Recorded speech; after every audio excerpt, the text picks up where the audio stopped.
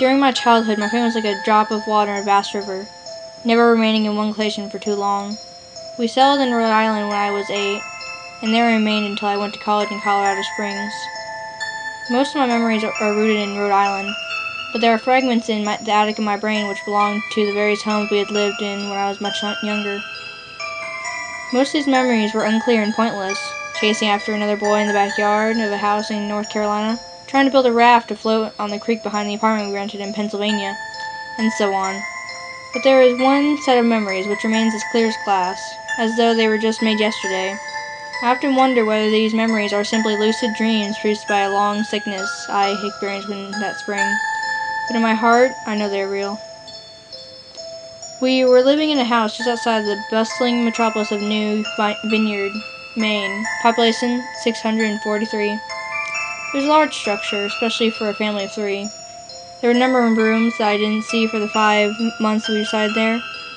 In some ways, it was a waste of space, but it was the only house at the market at the time, at least within an hour's commute to my father's place of work.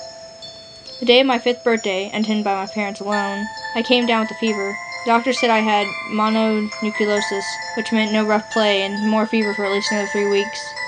It was a horrible timing to be bedridden. We were in the process of packing our things to move to Pennsylvania, and most of my things were already packed away in boxes, leaving my room barren. My mother brought me ginger ale and books several times a day, and these served the function of being my primary form of entertainment for the next few weeks. Boredom always loomed just around the corner, waiting to rear its ugly head and compound my misery. I didn't exactly recall how I met Mr. Widemouth. I think it was about a week after I was diagnosed with mono. My first memory of the small creature was asking him if he had a name. He told me to call him Mr. Widemouth, because his mouth was large. In fact, everything about him was large in comparison to his body. His head, his eyes, his crooked ears. But his mouth was by far the largest. "You look kind of like a Furby," I said as he flipped through one of my books. Mr. Widemouth stopped and gave me a puzzled look. "Furby? What's a Furby?" he asked. I shrugged. "You know, the toy. The little robot with the big ears. You can pet it and feed them, almost like a real pet." "Oh." Mr. Widemouth resumed his activity. "You don't need one of those. They aren't the same as having a real friend." I remember Mr. Widemouth disappearing every time my mother stopped by to check on me. "I lay under your bed," he later explained. "I don't want your parents to see me because I'm afraid they won't let us play anymore."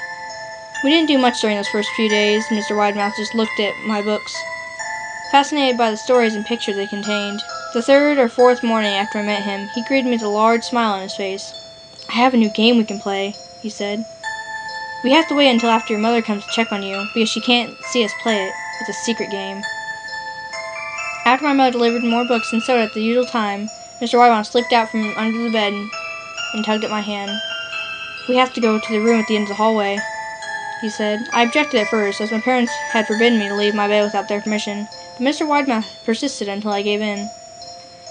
The room in question had no furniture or wallpaper. Its only distinguishing feature was a window across the doorway. Mr. Widemouth darted across the room and gave the window a firm push, flinging it open. He then beckoned me to look out at the ground below. We were on the 2nd story of the house. But it was on a hill. From this angle, the drop was much farther than the 2 stories due to the incline. I like to play pretend up here," Mr. Widemouth explained. "I pretend that there was a big, soft trampoline below this window, and I jump. If you pretend hard enough, you bounce back up like a feather. I want you to try." I was a 5-year-old with a fever, so only a hint of skepticism darted across my thoughts as I looked down and considered possibly. "It's a long drop," I said. "But it's all part of the fun. It won't be as fun if it was only a short drop. If it were that way, you may as well just bounce on a real trampoline." I toyed with the idea, picturing myself falling through thin air only to bounce back up to the window on something unseen by human eyes. But the realist in me prevailed. "Maybe some other time," I said. "I don't know if I have enough imagination. I could get hurt." Mr. Widemouth's face contorted into a snarl, but only for a moment. Anger gave way to disappointment. "If you say so," he said. He spent the rest of the day in my bed, quiet as a mouse. The following morning, Mr. Widemouth arrived holding a small box. "I want you to teach you how to juggle," he said. "There are some things you can use to practice before I start giving you lessons."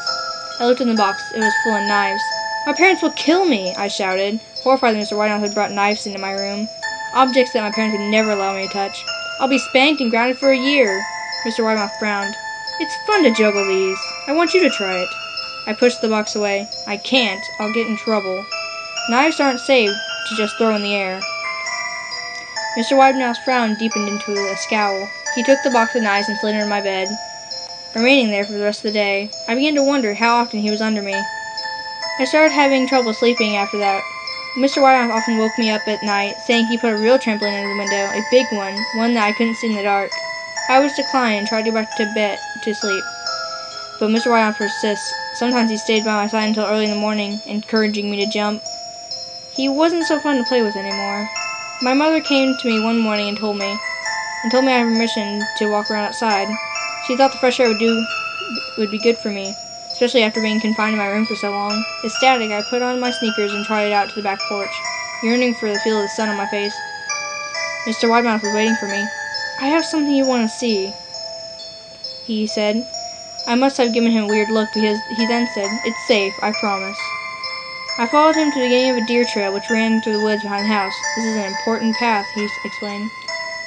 I've had lots of friends about your age. When they were ready, I took them down this path to a special place. You aren't ready yet, but one day, I hope to take you there. I returned to the house, wondering what kind of this place lay beyond that trail. 2 weeks after I met Mr. Widemouth, the last load of our things had been packed into a moving truck. I would be in the cab of that truck, sitting next to my father for the long drive to Pennsylvania. I considered telling Mr. Widemouth that I would be leaving, but even at 5 years old, I was beginning to expect things. That perhaps the creature's intention were not to my benefit, despite what he said otherwise. For that reason, I decided to keep my departure a secret. My father and I were in the truck at 4 a.m. He was hoping to make it to Pennsylvania by lunchtime tomorrow with the help of an endless supply of coffee and 6-pack of energy drinks. He seemed more like a man who was about to run a marathon rather than one who was to spend 2 days sitting still. Early enough for you? He asked. I nodded and placed my head against the window, hoping for some sleep before the sun came up. I felt my father's hand on my shoulder. This is all the last move, son, I promise. I know it's hard for you, as sick have you been. Once Daddy gets promoted, we can settle down and you can make friends. I opened my eyes and as we backed out of the driveway, I saw Mr. Widemouth's silhouette in my bedroom window. He stood motionless until the truck was about to turn to the main road.